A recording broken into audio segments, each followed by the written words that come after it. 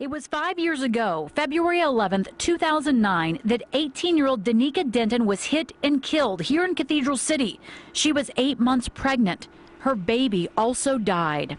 34-year-old Gina Garcia was arrested for the young woman's death about 12 hours later and released on $25,000 bail. The community came together to mourn Denton and her baby, and then went into an uproar, alleging Garcia's bail wasn't high enough and that she was given special treatment because she was married to Javier Garcia, a special investigator with the Riverside County District Attorney's Office. The Attorney General's office was called in, and because of that conflict of interest, they took the investigation over and out of the hands of the county district attorney. Ms. Garcia's husband worked at the DA's office. That's one connection.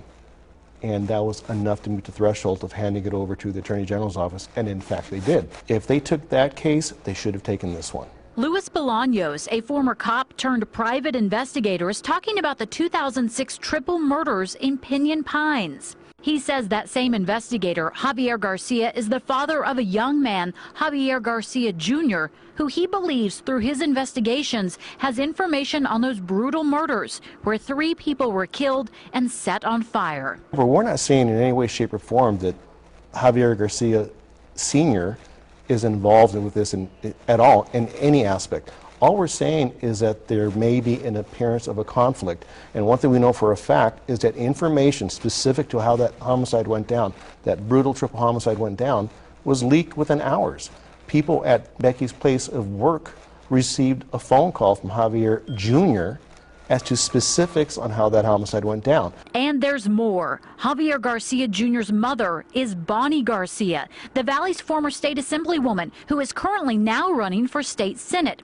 We found this photo on her campaign's Facebook. Its caption says, quote, "Thank you to the Riverside County District Attorneys Association for coming to my event." I find it really interesting that in 7 years her name has never come up in this entire thing. She's been a pretty big powerhouse here in the Valley.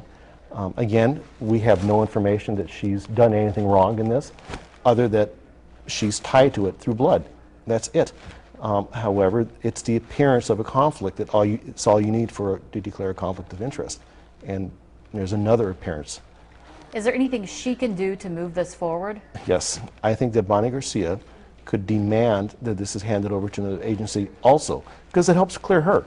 You know, right now it's kind of a fog. And she may be absolutely fine, but again, you can't investigate yourself, and Bonnie Garcia, through default, is closely tied with the DA's office here in Riverside County. We have reached out repeatedly to Bonnie Garcia's campaign office for a response to these allegations that her son is withholding information in a triple homicide investigation.